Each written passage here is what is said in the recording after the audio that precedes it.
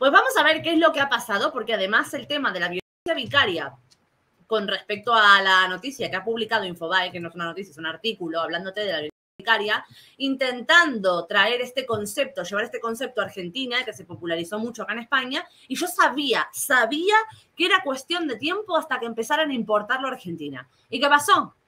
Pasó lo esperable. Pasó que no solo lo han importado a Argentina, sino que además, y esto sí que me sorprendió, basándose en casos de España. Ojito. Y empieza así: no te mato, pero te voy a hacer sufrir en vida. Violencia vicaria, el maltrato machista a través de los hijos. Infobae. Se presentaron en la Cámara de Diputados distintos proyectos para tipificar la violencia vicaria en Argentina. El objetivo es incorporar en la ley 26.485 las veces que hombres violentos contra las mujeres utilizan como objeto a hijos e hijas para dañarlas. El rol de la justicia y el asesinato de niños y niñas como expresión máxima de la agresión. Esto lo escribe esta señora, que no tiene vergüenza alguna o capacidad de investigación, por lo menos. En el hotel te dejo lo que te mereces. Fue el último mensaje que Martín Álvarez Giachio le mandó a su expareja. Ambos vivían en Barcelona y se habían separado hacía unos días. Antes del mensaje, Martín buscó al hijo de 2 años que tenían en común para dar un paseo. La policía encontró el cadáver del nene debajo de la cama de la habitación del hotel donde se alojaba. El hombre escapó y luego se suicidó. Ojito, ojito a esto.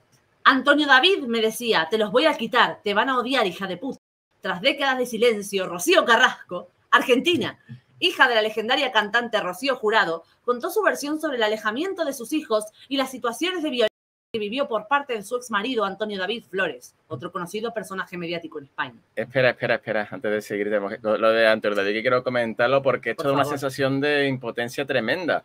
Porque claro, esto quien lo va a ver principalmente va a ser la gente de Argentina. Claro. Que obviamente no conocen el caso con tanta profundidad como la gente de España porque son gente de aquí y porque aquí se han dedicado no sé cuántos programas al caso de Rocío Carrasco y Antonio. Bueno, y los que quedan por llevarse a cabo. Hasta yo tengo un vídeo hecho sobre ese tema. Y claro, ver eso pues te da impotencia porque les están contando una historia que no es lo que ha reflejado la justicia. Yo le decía a gente de Argentina que está involucrada en este tipo de casos, le digo: te juro que yo soy capaz de darle 100 euros a cada medio de comunicación de Argentina que me dé 10 minutos al aire para desmontar esto. Porque, o sea, a mí, siendo argentina, no sabes la impotencia que me genera ver que están importando estos casos, que como vos decís, la gente de Argentina no conoce en profundidad, conoce lo que les llega a través de esta noticia y dicen: ¡ay, la puta madre, qué serio! Yo estoy acá, siendo argentina, conociendo este tema en profundidad, sin poder ir y contestarlo. Sí, que entienden la gravedad. Sería lo apropiado. Bueno, lo que iba a comentar es que Antonio David, para el que no lo sepa, no ha sido condenado por nada. O sea, de hecho, su caso se archivó. O sea, tiene un sobreseimiento provisional que lleva ahí paralizado durante no sé cuántos años, pero montones de años, porque, o sea, es que no hay juicio porque no hay pruebas suficientes para que sea necesario un juicio. Y convengamos que además que los hechos denunciados en las denuncias que presentó Rocío Carrasco contra Antonio David Flores no coinciden con los hechos que se cuentan en la docuserie. En la docuserie, se cuentan hechos A, B y C, y en la denuncia están hechos X, Y, Z. Nada que ver.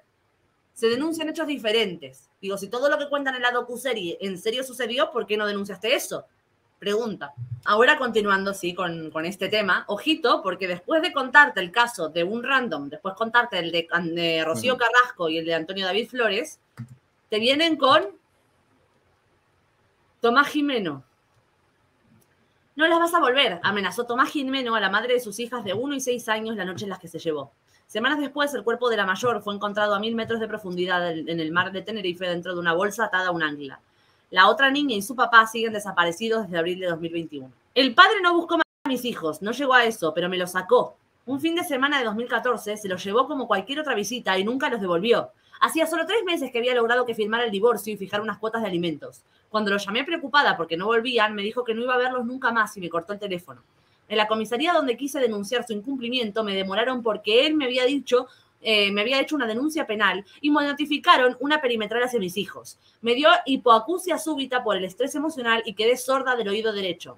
Los hijos de Vanessa tenían 8 y 10 años en ese momento. En la actualidad sigue sin tener vínculo con ellos. Vamos a cambiar el género de esta misma historia que acabamos de leer, ¿sí? Ojito, la madre no buscó matar a mis hijos, no llegó a eso, pero me lo sacó. Un fin de semana de 2014 se los llevó como cualquier otra visita y nunca los devolvió. Hacía solo 3 meses que había logrado que firmara el divorcio y fijar una cuota de alimentos. Cuando la llamé, preocupado porque no volvían, me dijo que no iba a verlos nunca más y me cortó el teléfono. En la comisaría, donde quise denunciar su incumplimiento, me demoraron porque ella me había hecho una denuncia penal y me notificaron una perimetral hacia mis hijos. Entendemos, ¿no? Que esa situación, como la acabo de leer yo, suele ser la más común. Suelen ser casos que, para empezar, nadie se dedica a visibilizar y, en segundo lugar, no tienen un nombre específico.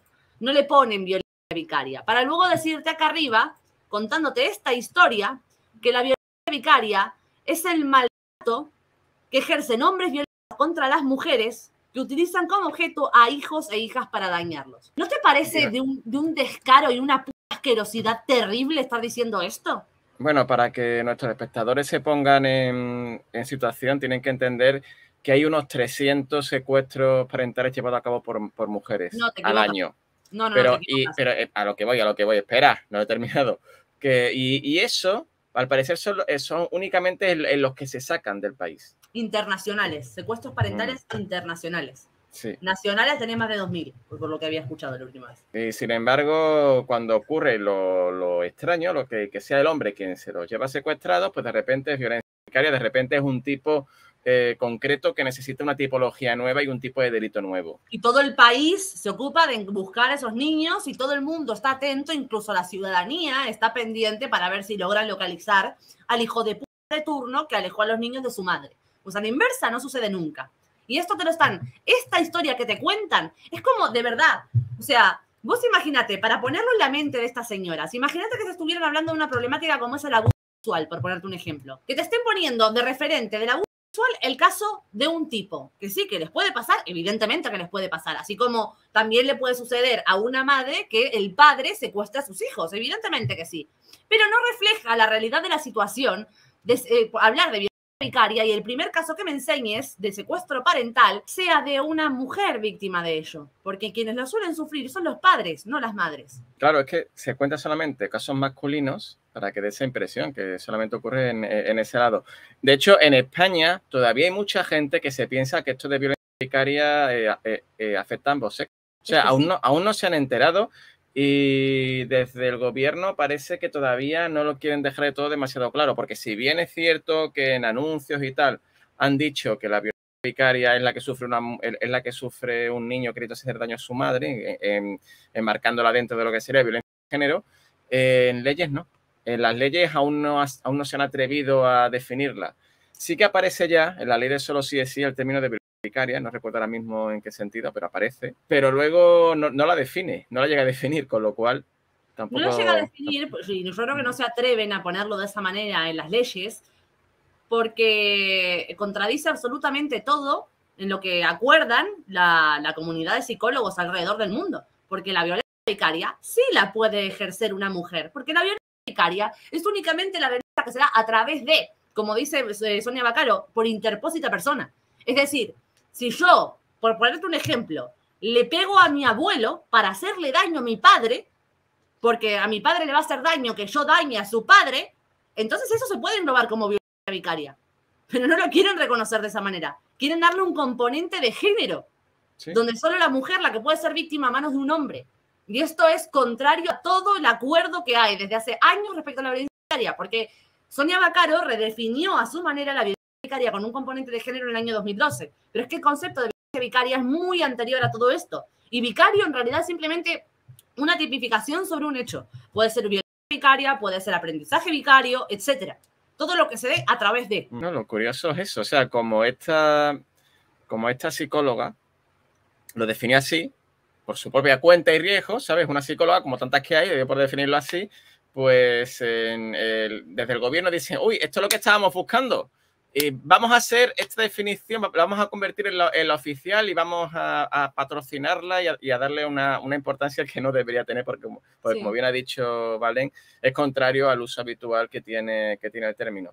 Y ojo, pero sí. Es que, no, iba a decir que la intención es esa, la intención es crear es crear ideología, crear términos que sirvan para sustentarla y en la que apoyar todo ese castillo de naipes que están creando y a través del cual articulan todas las leyes que han creado esas redes clientelares que están tan unidas al gobierno. Te digo una cosa, a mí me parece contraproducente que desde, por ponerlo en lados, ¿no? Porque para mí, de nuestro lado se divulgue el concepto de que la violencia vicaria no existe, que es un invento del feminismo. No, la violencia vicaria sí existe, no es un invento del feminismo, existe la psicología y está estudiado profundamente desde hace años. Lo que pasa es que lo han agarrado y lo han redefinido con un componente de género. Ese es el problema. La violencia vicaria, como la explican desde las instituciones hoy acá en España y como están empezando a hacer en Argentina, no existe. Lo que existe es la violencia vicaria con su definición real. Y ligándolo al síndrome de alienación parental, el síndrome de alienación parental es una forma de violencia vicaria. Lo que pasa es que la violencia vicaria también engloba muchas más cosas. El abogado Juan Pablo Gallego, este tipo, presentó el primer caso en el país que se enmarca bajo la figura de violencia vicaria. A este tipo le tenemos que dar las gracias en Argentina por haber empezado a utilizar esto en la ley. Las historias se repiten en distintas zonas del mapa. El modus operandi también. Hombres violentos contra las mujeres que usan como objeto a hijos e hijas para dañarlas. Claro, evidentemente que el modus operandi se repite porque están considerando que solo es violencia vicaria cuando lo ejerce un hombre contra una mujer. Entonces, enmarcándola ahí, obviamente que se va a repetir el patrón, porque no estás observando otros casos donde sucede lo mismo y donde el patrón desaparece. Si te lo pones a analizar, la violencia vicaria en todo su conjunto, si te pones a analizar la problemática de padres que hacen daño a sus hijos para dañar a sus exparejas, entonces el relato se cae, entonces el patrón desaparece. Ay, Dios mío, cómo me enfada esto. Un tipo particular de violencia que se conoce como violencia vicaria y que en su expresión máxima termina con el asesinato de los niños o las niñas. Y acá empieza Sonia Vaccaro, también. ¿Cómo no iba a ser así? Si se presta en España, ¿cómo no se va a presentar en Argentina, su patria madre? En diálogo con Infobae, la psicóloga clínica y perita judicial, Sonia Vaccaro, explica desde su casa en Madrid el término que creó para ponerle nombre al dolor. Según la RAE, el término vicario como adjetivo cumple las funciones de otra persona o lo sustituye. La violencia vicaria, entonces, es una violencia desplazada por interpósita persona. A quien se quiere dañar es la madre y para eso se utiliza a hijos e hijas. A partir de aquí se lo inventó todo. O sea, hasta lo que estaba diciendo, que es la violencia que se ejerce por interpósita persona, sí, tiene razón. Este componente de género siempre lo mete ella, y de hecho tiene esa definición en su web, que podríamos verla, que es bastante graciosa. Jamás ha explicado de dónde saca, cómo argumenta esto. Pero bueno, es una forma de violencia machista. El maltratador sabe que el daño a hijos o hijas es un daño irreversible para esa mujer. Sabe que de ese golpe ella no se recuperará jamás. Me encantaría poderme poner cara a cara con esta gente y preguntarles cómo es que conciben que si un sabe que el daño a hijas e hijos es un daño irreversible para la otra persona, para la víctima, no pueden concebir en su cabeza que una mujer también pueda ejercerlo de la misma manera. Me parece flipante. Y sobre todo teniendo en Argentina casos como el que te pasé a vos una vez que lo utilizaste para un vídeo o algo por el estilo, me parece, lo de Mariana y María Paz Rotili. Las niñas estas que más adelante en los medios de comunicación se dedicaron a hablar abiertamente de cómo su madre las adoctrinaba para testificar cosas que no vivieron. Sí, claro, que es lo que pasa siempre. Pueden decir lo que quieran hasta que los niños hablan. Cuando los niños crecen y hablan, entonces todo ese castillo se cae.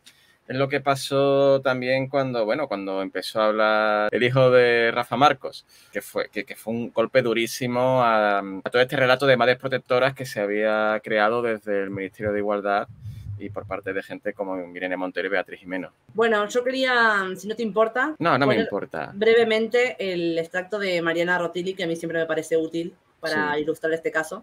Es muy cortito, así que lo pongo. Adelante. Go ahead.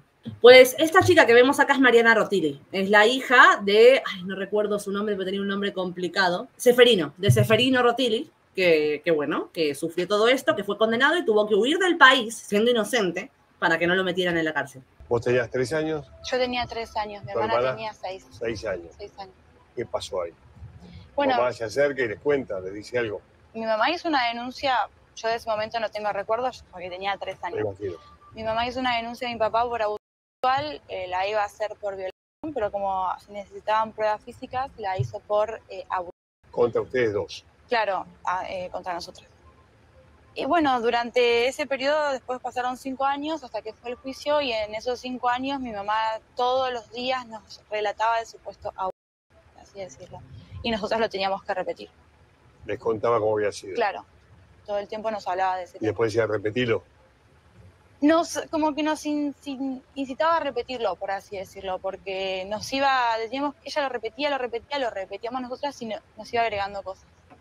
Yo tengo recuerdos de llegar del colegio con mi hermana y ella nos sentaba en una silla y nos contaba lo que había pasado. Y si no declarábamos eso en el juicio, porque nos hicieron declarar, nos decía que nos iban a pasar cosas horribles, por así decirlo. La denuncia ya estaba hecha. La denuncia ya estaba hecha. Sí, el juicio fue después de la denuncia, 5 años después. Nunca pasó nada. No. Esto lo sabemos después. Sí, ¿Y ustedes que cuando ella le decía, vamos a denunciar a papá, ya lo denuncié, ustedes le decían que eso no pasó? Vos no, porque tenías 3, pero tu hermana con 6 tampoco le decía. Éramos 2 nenas y todo el tiempo nos hablaban de ese tema, todo el tiempo. Ella, mis abuelos también, mi abuela también. ¿Los abuelos también? Mi abuela también. O sea, toda la familia de tu mamá decía, claro, sí. Fueron abusados. Sí. Y a ustedes no les cerraba, aunque tuvieras 3 años, pero a los 6 sí tenés conciencia. ¿No les cerraba que eso no había pasado? Sí, a ver, tu mamá es todo en ese momento. Yo sé. Tu mamá todo el tiempo, y aparte el miedo que nos metía. Imagínate que a mi papá ya no nos dejaban, a él no nos dejaban vernos, a nosotras. Entonces tampoco teníamos posibilidad de verlo a él y solamente nos quedamos con lo que nos decía mi mamá, el miedo que nos metía mi mamá. Tampoco veíamos más a mi hermano porque también nos separaron de mi hermano. Mi hermano siempre confió en mi papá. Él, era más grande. Tu hermano decía que era mentira. Claro, era más grande mi hermano.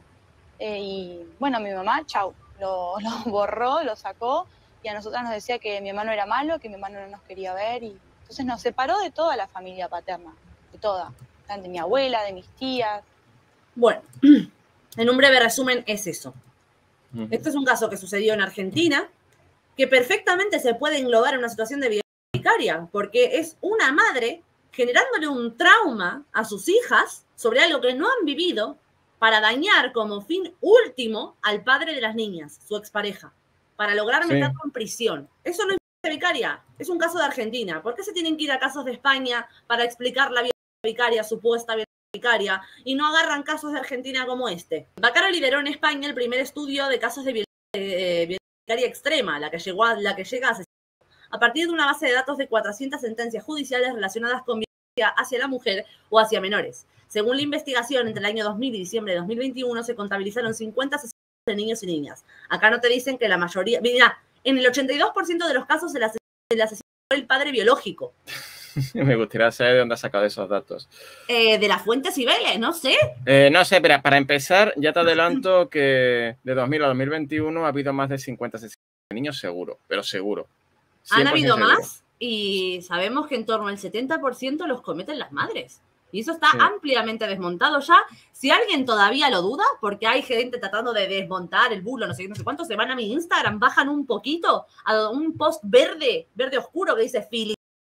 Ahí te lo tengo todo desmontado, pero es que me da pereza repetir todo ahora. Qué bueno que experto hablando también para darlo a propósito. Tiene un hilo muy bueno al respecto. Sí, también tengo un hilo sobre el tema en Twitter. Podría poner ahora, si quieres, no me llevaría mucho tiempo buscarlo. No el hilo entero, pero al menos una fuente, digamos, objetiva. Perfecto. Como puede ser Ayuda en Acción, que también habla sobre este tema, hablando de los casos que hubo en 2019. Vale, perfecto. Y lo pongo ahora mismito. Si quieres, mientras voy leyendo el resto hasta que lo tengas. Vale, sí, léelo, pero bueno, no, voy a ir rápido. Estos hombres carecían de antecedentes penales y de enfermedades a las cuales poder atribuir su conducta, pero por el contrario, los detalles del delito fueron planificados. No hubo ataques de furia o arrebatos. Todos tuvieron el fin último de dañar a la madre y se encargaron de aclararlo previamente. Ya verás lo que les pasa a las niñas. Me voy a cargar lo que más quieres. Y despídete porque no las verás más. Son algunas de las frases que surgen de los casos estudiados. O a lo mejor podrían incluir también una que dice, que es una notita que dice, te encuentras a tu hija como te la mereces. Madre de Yaiza, que asesinó a su hija para joderlo al padre. Acá en España también, por si quieren sumar casos. Eso lo desconocía. O sea, ¿en serio le puso eso, esa noticia? Sí, le dejó una nota diciendo eso. Madre mía. Te dejo a tu hija como te la mereces. Qué salvaje. Bueno, tengo ya aquí... La pongo, no te importa, ¿no? Le he puesto ahí un poco. Dice, niños víctimas de violencia vicaria, que como veis esto es de Save the Children, o sea, no es que sea un grupo de machirulos, de incels, o etcétera, etcétera, etcétera. Dice, a junio de 2020, al menos 5 menores, entre 3 niñas y 2 niños, han muerto en España este año víctimas de la violencia. Y bueno, si miráis, la mayoría de las muertes fueron presuntamente a manos de las madres, 8 mujeres que mataron a 10 menores y los padres, 6 hombres que mataron a 7 menores. O sea, 10 menores matados por las madres y 7 matados por los padres. Bueno, ya que estamos, si quieres, cojo y pongo el post de Instagram, que lo tengo rápido también. Sumamos más datos a esto. Como tú veas, sí. Pero vamos, estos son datos de 2019, pero es a lo que voy. En total, pero para contestar también casos, a la generalidad, que ya veo que después se agarran a no, pero agarraste solo el 2019, eso es cherry picking, te dicen, ¿viste? Sí, pero a lo que voy es que son 17 casos, los que se han aquí mencionado. En un año. Informe de la Bácaro, sí, en el informe de la Bácaro habla de 50 casos en 20 años. O sea, es lo que digo, es que para poder hacer eso han tenido que hacer un filtro enorme, excluyendo todos los casos en los que la madre es la asesina.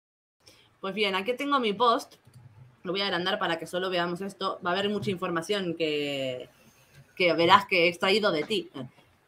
Y dice lo siguiente, por ejemplo, quizás conozcas este titular de la ABC que asegura que las mujeres cometen el 70% de los femicidios, y quizás también te hayas creído la explicación de RTV que presuntamente lo desmiente.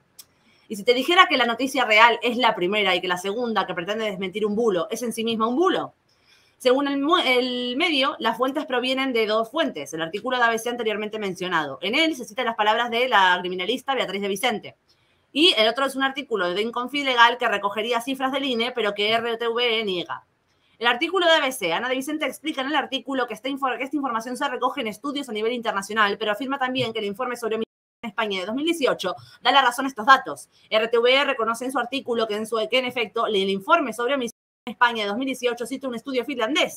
El estudio que recoge que un 61% de madres filipinenses frente a un 37% de padres. El de ABC, Ana Vicente explica que en el artículo de ABC que esta información se recoge en estudios a nivel internacional, pero afirma que también, esta frase está repetida. RTV reconoce en su artículo que en efecto el informe sobre España cita un estudio finlandés, concretamente la misma frase, ¿ves? Sin embargo, no mencionan otro también recogido en el mismo informe del Hanaken Neon Goals de 2009, donde la cifra de madre filipinense asciende al 86,7%. En el artículo de Confilegal, RTV alega que las cifras recogidas en este artículo no son del INE, porque como el artículo afirma, ya que el INE no distingue los filicidios por género. ¡Qué curioso! Y el único informe que lo hace es el anual de género que solo contabiliza a los perpetrados por hombres. ¡Qué curioso! Sin embargo, los datos de este artículo coinciden con los de otra web llamada Merece Saberlo. ¿Ves? Esto es lo que me saqué de vos. Esta web obtiene sus datos cotejando las cifras de filicidios del INE y contrastándolos con las noticias y artículos periodísticos que los registran e informan, para así conocer el género del autor del delito. El artículo, el cual adjunta los enlaces tanto a las cifras del INE como a las noticias que cotejan cada caso, por lo que es completamente comprobable, coloca la cifra de filicidios a manos de mujeres en un 63,4%. Acá es donde viene lo mismo que acabas de poner vos, así que me lo ahorro. Y ya está, ahí lo tenemos, rapidito. Bueno, yo quería comentar una última cosilla. Se me ocurre que a lo mejor lo que ha pasado es que Sonia Bácaro lo que ha hecho, vamos, por intentar explicar en qué se ha basado para decir que solo hay 50 casos. Y se me ocurre que a lo mejor lo que ha pasado es que se ha basado únicamente en aquellos casos en los que haya habido, aparte de un asesinato, o sea, un filicidio, que también haya habido una denuncia por parte de un progenitor al otro por maltrato. Y en ese caso, claro, seguramente va a haber muchos más casos de mujeres que hayan denunciado a su pareja por maltrato que viceversa. ¿Por qué? Porque vivimos en España y en España solo se anima a la mujer a denunciar. Es así de obvio. Digo por encontrar una explicación a esa cifra. Es posible. Si fuera ese el caso, quiero recordar que hay estudios como este que demuestran que los filicidios por venganza, o sea, también llamado el síndrome de Medea, o sea, el hecho de dañar a un niño o matar a un niño para dañar al otro progenitor, se da en igual proporción en ambos sexos. Eso es lo que demuestra un estudio llevado a cabo con más de 62 casos. Bueno, más no, justamente 62 casos. Que ya es una muestra mayor de la que tiene el informe de la Bácaro. Buah, qué fantasía estar contestando esto con vos, de verdad. Bueno, y acá habla del efecto espejo. En Argentina, las diputadas Victoria Tolosa Paz y Mónica Macha, a estas yo me las quiero agarrar un día en el Congreso y debatir con ellas cara a cara. Elaboraron proyectos para tipificar la violencia vicaria e incorporarla a la ley 26 de protección integral para prevenir, sancionar y erradicar la violencia contra las mujeres en los ámbitos en que se desarrollen sus relaciones interpersonales. El desarrollo doctrinario y estos proyectos legislativos permitieron además que el abogado Juan Pablo Gallego presentara la semana pasada el primer caso en el país que se enmarca bajo la figura de violencia vicaria. La violencia vicaria acorrala y el último eslabón son los hijos. Muchas veces estos hombres no se preocuparon nunca de las crianzas, pero tras la separación comienza una persecución judicial contra las mujeres solo para golpearlas donde más les duele. Les meten denuncias por violencia, demandas por alimentos, piden tener el cuidado personal unilateral de los hijos buscando romper el vínculo con las madres. Pero señor, ¿usted debajo de qué piedra vive? ¿Usted no se entera de la realidad? No, evidentemente no, pero porque no quiere, no porque no pueda. Está ahí abajo de la piedra y dice, ¿puedo salir? Sí, mira, hay información, no quiero, me quedo aquí. Y es muy negativo cómo actúa la justicia. No hay una mirada integral y eso se transforma en violencia institucional al servicio de la violencia de género. Una mirada integral sería que fuera, pues, redundantemente, pues integral, ¿no? Digo yo, que incluyera todo, que integrara todo la complejidad de este tema. Bueno, Stephanie, no se llama Stephanie, porque nombrarla con sus verdaderos datos solo serviría para complicar su historia y el expediente en curso. La separaron de su hija durante 2 años y medio. Cuando lograron reencontrarse, la nena no recordaba a su mamá. Mi ex me dijo, bueno, y esto cuando les pasa a los tipos, nos chupa un poco, ¿no? Porque hay un sinfín de asociaciones en Argentina dedicándose a esto, a proteger, a ayudar, a asesorar a hombres que están siendo víctimas de esto. Y de eso yo nunca he visto ningún artículo de Infobae que lo denuncie. Pero bueno, a ver, ¿cómo se llama esta señora? Mariana, si te interesa la verdad, te invito a que me escribas a cualquiera de mis redes sociales o por correo electrónico y te cuento cosas. A ver si haces un artículo un poco más objetivo. Sí, estaría bien que lo hiciera y así podría tener las dos versiones. Y además claro, por parte de una compatriota, ¿no? Que está ¿Lo va a hacer? ¿Tú crees que lo va a hacer? Seguro. Seguro que si le llega esta información, ella dice, ¡ay! Estaba equivocada. Menos mal que ha venido aquí Valentina a abrirme los ojos. Bueno, mira, vamos a decir que no. Digamos que creemos que no lo va a hacer. A ver si simplemente por el placer de llevar la contraria, se decide hacerlo. Mi ex me dijo, yo no te pero te voy a hacer sufrir en vida. Después de una visita no me devolvió a la niña y denunció que le rompí la puerta de su casa y que lo mandé a amenazar con un cuchillo. Le tomaron esa denuncia y me impusieron una orden de alejamiento e impedimento de contacto. ¿Qué suena este tipo de historias a mí? Si quieren saber a qué te puede sonar, bueno, les recomiendo mismamente irse a ver el programa que tiene Experto en Igualdad en su canal de Maltrato por la Justicia y ahí van a tener no solo uno, sino decenas de casos con este tipo de tintes. Evangelina Acuña, que es abogada, dice, los varones se están apropiando del uso de las herramientas que debieran ser utilizadas para brindar protección a mujeres y personas víctimas de violencia. Ay, lo que pasa con la justicia parcial, lo que pasa con la justicia que beneficia a unos y a otros. Herramientas que tienen ciertas particularidades muy útiles para dar respuesta inmediata a situaciones de violencia. Por ejemplo, el dictado de medidas ante la mera denuncia y o sospecha y la flexibilidad de las pruebas son aprovechadas últimamente por los varones maltratados contra las mujeres víctimas de esos varones. Me está sorprendiendo, o sea, cuando los usa el hombre es porque se está aprovechando de las herramientas.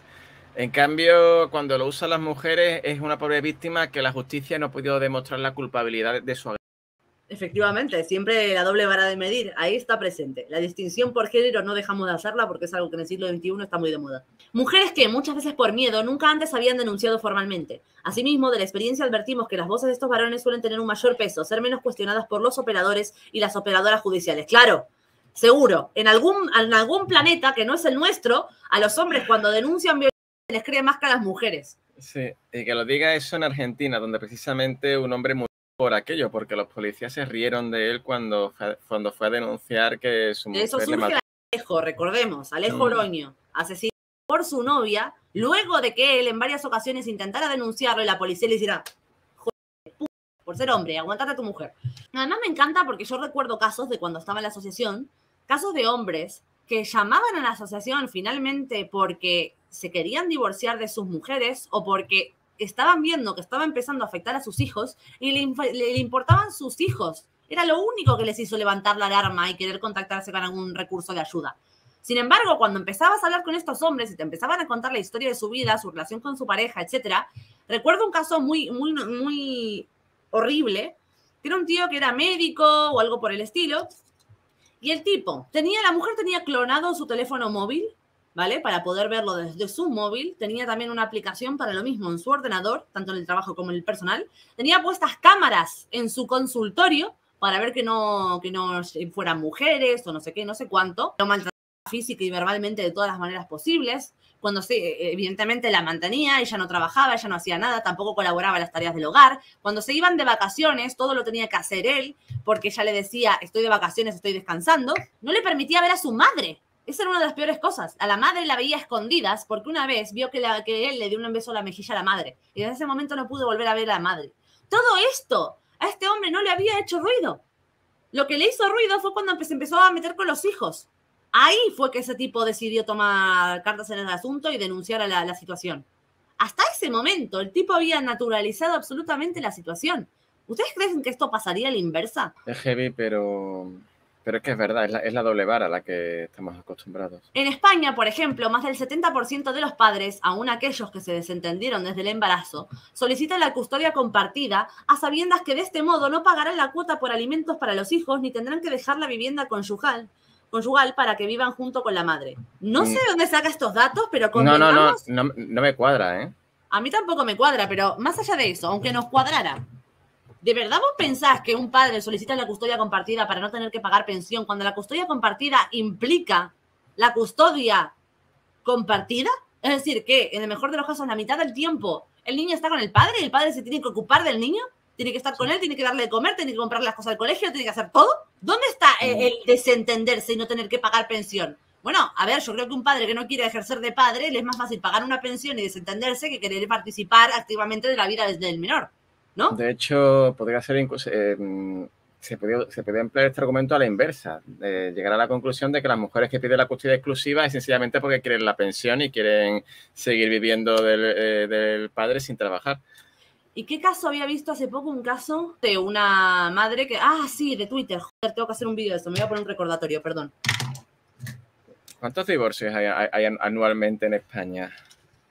Tengo que buscarlo porque en serio que lo del 70% me ha dejado loco. Vídeos.